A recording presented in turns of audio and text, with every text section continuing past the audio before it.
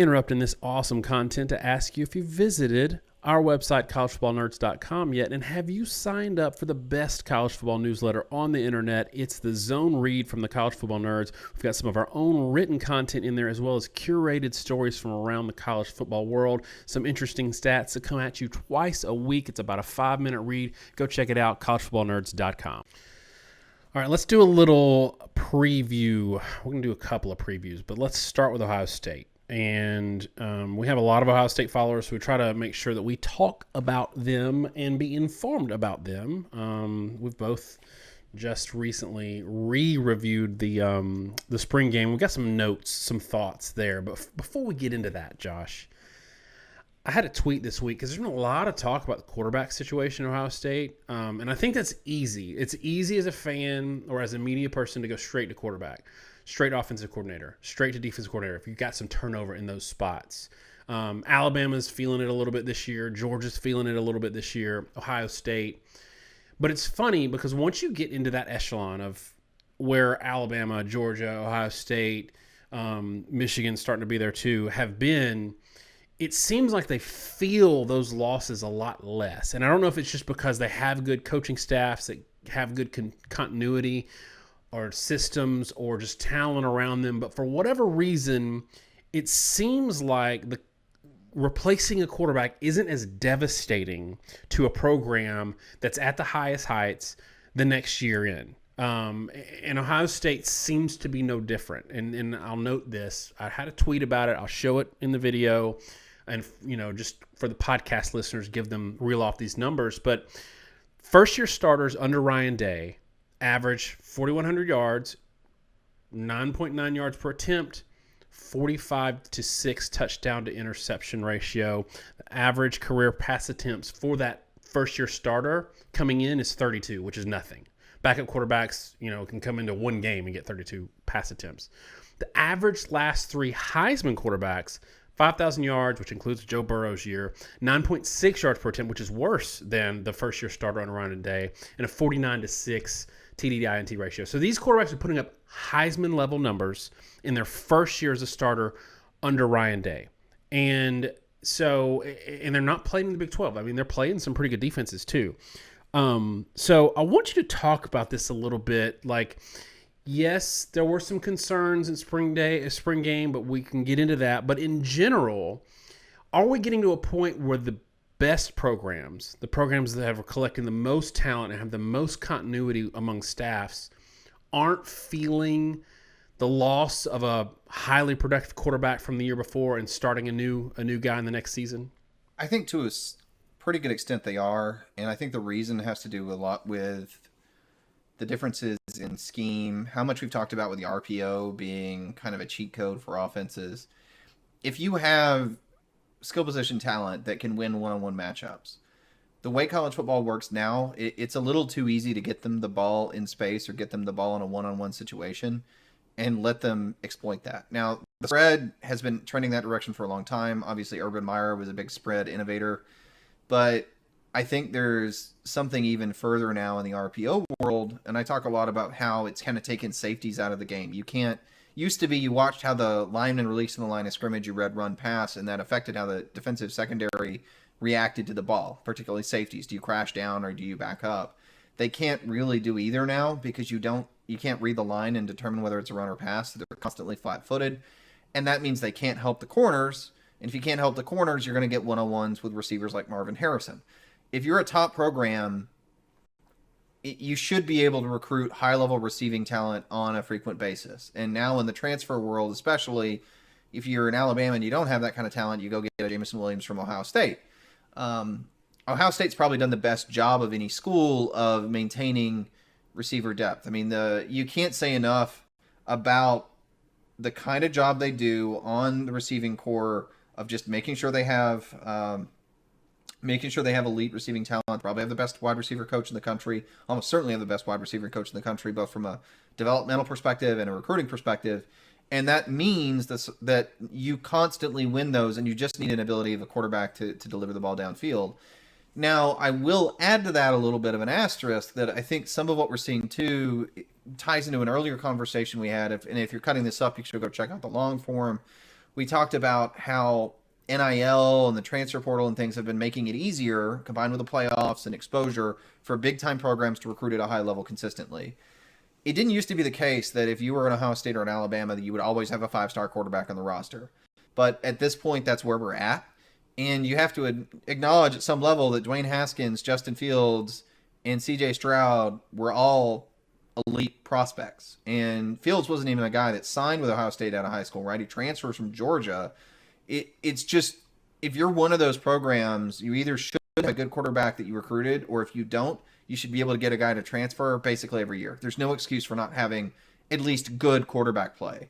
And so if you've got good quarterback play, you can take advantage of the skill position talent. Whereas in prior years, there were times where these teams just had bad quarterbacks. And when you have bad quarterbacks, yeah, you may not be able to get the ball out. That era is gone. And the era of being able to take transfers on the offensive line means you shouldn't have a bad line, etc. So you should always be able to get the ball to those high-level skill position talent players, which means you should always have a good offense and you should always have good quarterback numbers. I think that's just the reality of the world we live in now. Josh, this is where we get into the spring game a little bit, and I think it's funny. I love talking about spring games and previews because fans, if you follow like message board threads during a spring game, fans are ready to jump off a cliff. It never fails, especially if there's new offensive personnel or new coaches. And I think we had a little bit of both there. Harline got to call the plays in the spring game, but we don't necessarily know if he's going to do that in the regular season. I think not. Maybe it'll be a mixture with Day. But regardless, that probably contributed to a little bit of unevenness. But in general, spring games offensively are a travesty usually. So everything you look at, you have to look at through the lens of all the limitations that are going on spring games, as well as the fact that the coaches don't really care about the score. They don't care about really having great plays for the fans to see. They care about working on specific things, almost like they do in a game where you know against some directional school where the score's kind of ugly in the first half. Coaches are working on stuff. So to that end, it's hard to explain or know what your eyeballs see because just on its surface, the quarterbacks struggled, but in turn, it looked like the defense was playing in a way that I haven't seen them play in a while, especially first-string defensive line, although there seemed to be a pretty big drop-off in the second string. And then in the secondary, I saw better tackling, I saw better coverage. How much of this do we think, from what we saw in the spring game, was improved defense versus maybe some concerns, offensive personnel, or the fact that, you know, Hartline was calling plays, or it was just a spring game and things get ugly?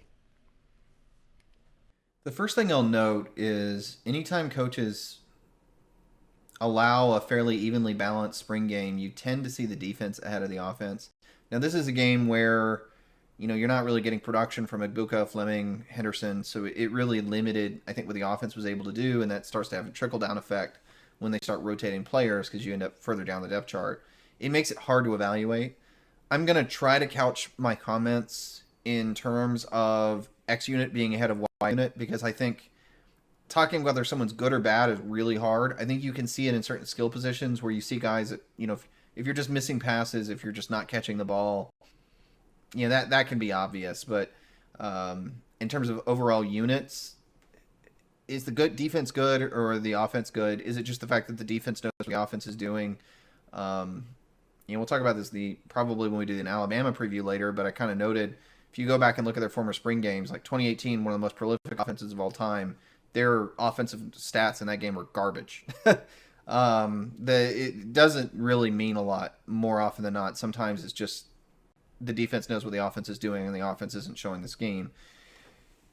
I did feel like the first string defensive line was well ahead of the offensive line, and that really, to me, dominated what I saw in the game. McCord never had time to throw. He was running outside the pocket, throwing on the move, having to bail almost every play. Does that mean the defensive line's good, or does it mean the offensive line is bad? I don't know. Is it somewhere in between? Is the offensive line fine and the defensive line just really good? I don't know. I will say the last 2 years, Ohio State's had 3 offensive tackles taken in the first 4 rounds, 1 taken in the first round last year. Those are the first offensive tackles Ohio State's had taken in the first round since Decker in the 2015 draft, or 2016 draft from the 2015 season. So you really had the best set of offensive tackles that you'd had in like 7 years in that group. There's going to be turnover probably at tackles. It's probably fair to assume that what you got in the spring is not as good as it was previously. I generally assume that a unit that was really good last year probably is really good this year, and a unit that wasn't necessarily dominant last year probably shouldn't be dominant in the spring game. So in that regard, I do think the offensive line is in rebuilding mode. That's not unique for any team in the spring. I don't think there's been a huge emphasis on cohesion for Ohio State in the spring. Like most teams, they're trying to play with different personnel, rotating guys around. It's not shocking. But what I will say is that to me, it dominated the viewpoint. For the first string offense, McCord was almost never able to stand in the pocket and throw on rhythm, which meant he didn't really look great throwing the football. I thought a lot of balls were kind of sailing on him, but they're sailing on him because he's throwing off his back foot. I don't know if that means anything for the season. In the same way, the defensive backs I thought looked a lot better, but when Harrison was the target, he was open by 5 yards almost every time. Is that just Harrison being Harrison, or is it indicative of the fact that without Egbuka and Fleming, maybe the receivers just weren't up to the level they have been the past couple of years? Again, you're talking about guys that aren't going to play, so it's not a big deal. But maybe that made the DBs look better than they are. I think in that way, like Carnell Tate stood out. Maybe that's an indication that the DBs are slightly improved from last year, but the fact that they look so much better had a lot to do with the receivers they're going against. I think you can take almost anything you want out of a spring game. It's why I often don't really love doing previews, because it's, I think, painfully difficult to do. If you're not just talking about who's replacing who on the line of scrimmage and whatnot. And even then, we include Smoke Bowie in our Georgia preview because we record, and by the time we actually edit and get the video out, the guy's no longer on the team. Stuff happens a lot. We're always going to be out of date. We'll probably get something wrong because there's never any good place to get all this information. And when we're doing research, somebody will have it written wrong and we'll transcribe the error. But I do think Ohio State's probably not going to be as good offensively. I think there's the potential for the offensive line to cause more problems. I think let me say this, if the quarterback struggles, I think it's going to be more likely the offensive line, which hasn't been phenomenal even with really good talent, is having issues like Alabama had in 2021, than it is really the quarterback changeover problem. And with that same token, it won't shock me if the defense, which seems to be more of a point of emphasis the past couple of years, going into a second year with a new coordinator, if they take a big step forward. So what does it mean for Ohio State as a football team?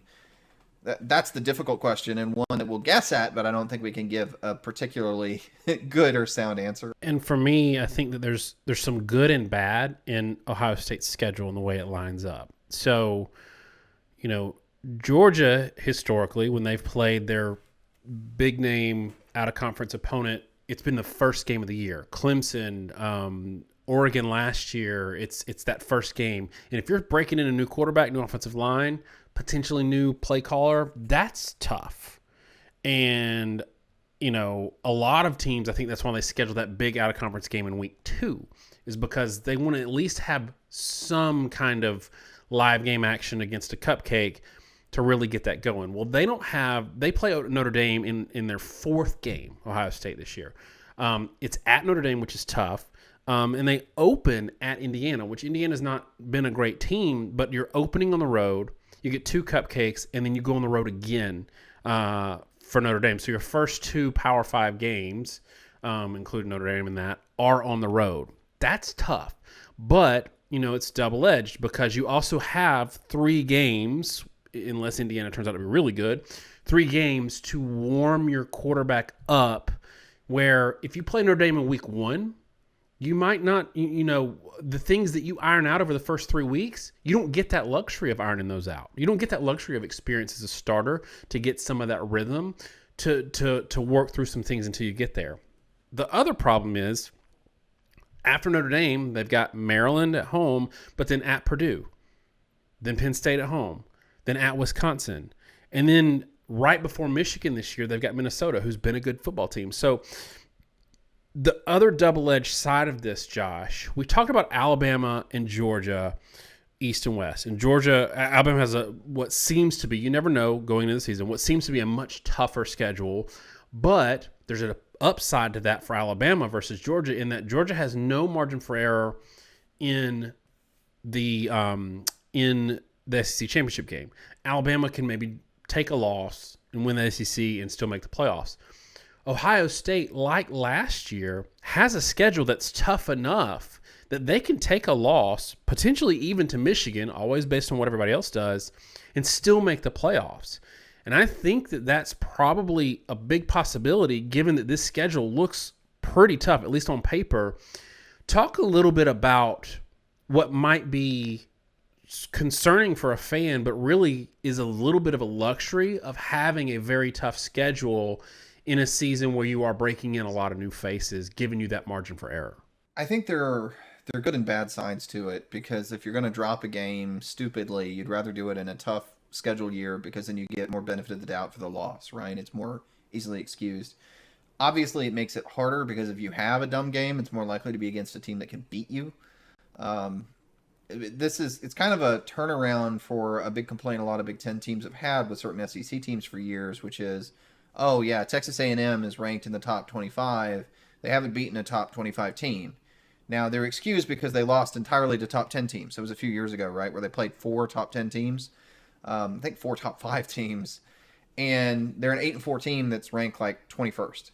Well, what do you do about that, right? And sometimes losing to elite teams will excuse the fact that maybe you didn't beat anybody that was elite.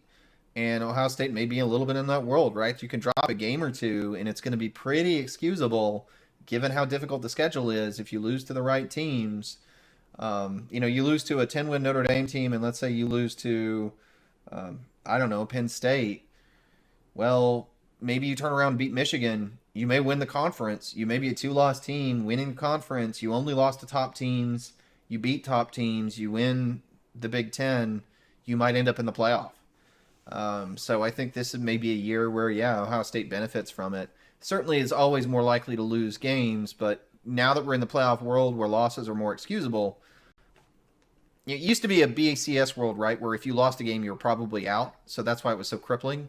But now you don't necessarily get knocked out of the playoff. And the more it expands, the more that's going to be the case. That I think a difficult schedule doesn't really hurt you too much. And in some instances, if you got a lot of really hard games, it can actually help you, because you're not going to lose one. You're not going to lose the Purdue game that just knocks you out entirely. Their opponents should be good enough this year that their losses are going to be a lot more excusable than they were that year in 2017. Well, let me turn something around to you really quick as we close out Ohio State. There's so much focus this year on the quarterback, on the offense, and I get it, especially if you see an ugly spring game or you don't know with McCord coming in, he's not like Tua at Alabama in 2018 or even Bryce Young, who had a lot of reps as a backup and you already knew what you were going to get.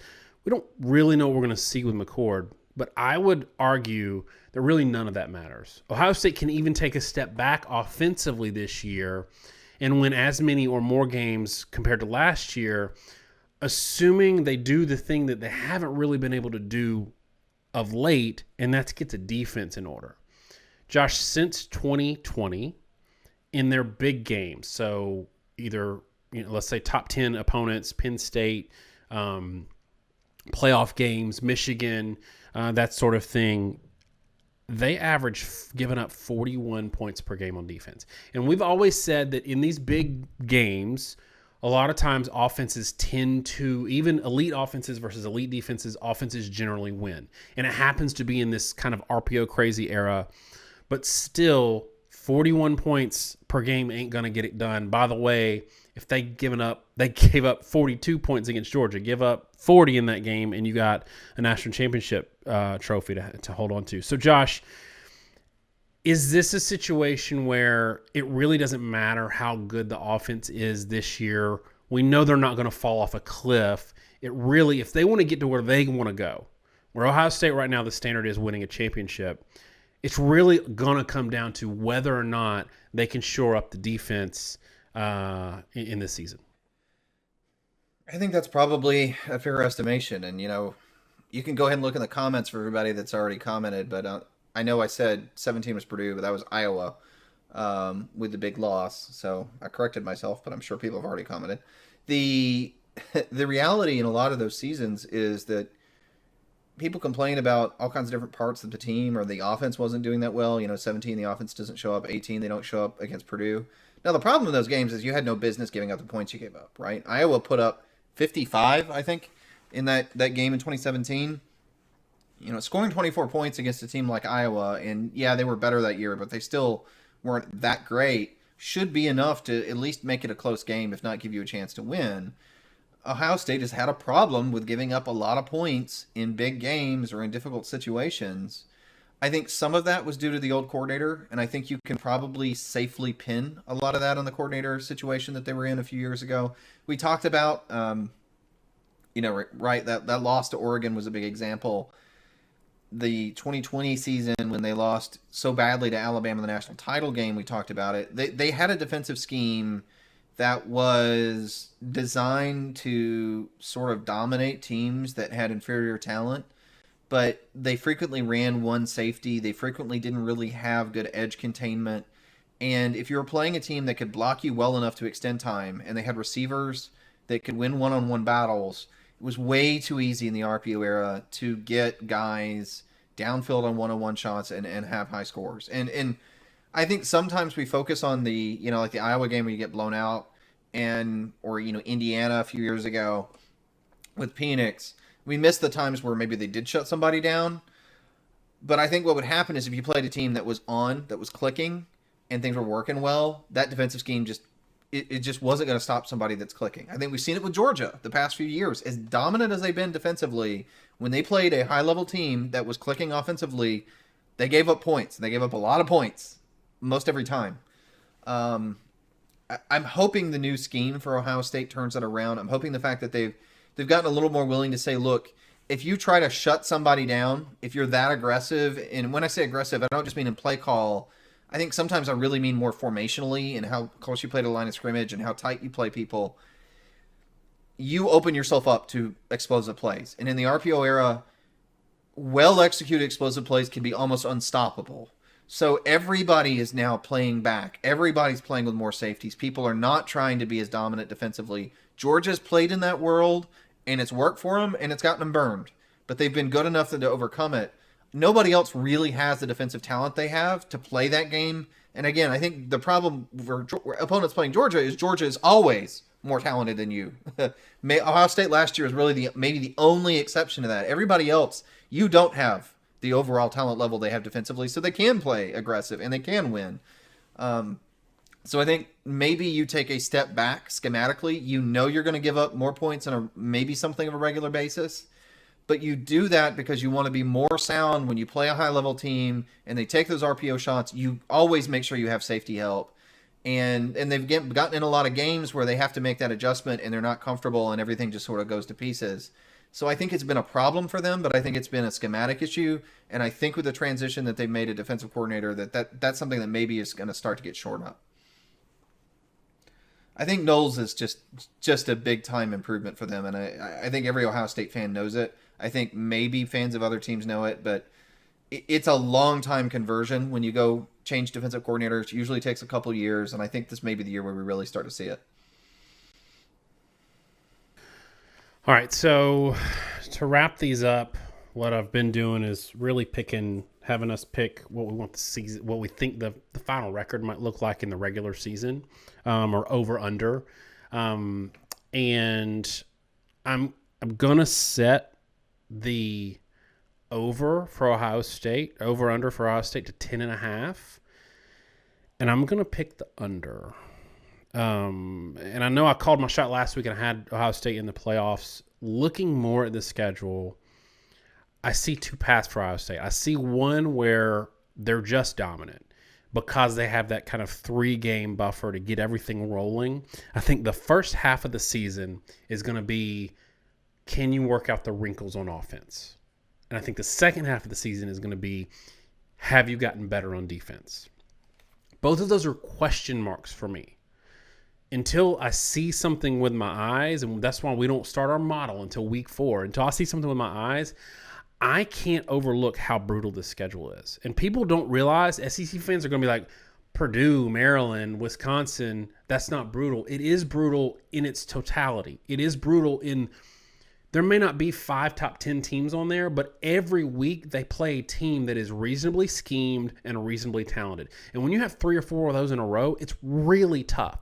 So I think Ohio State might be a better team this year than last year, but their schedule to me is really tough.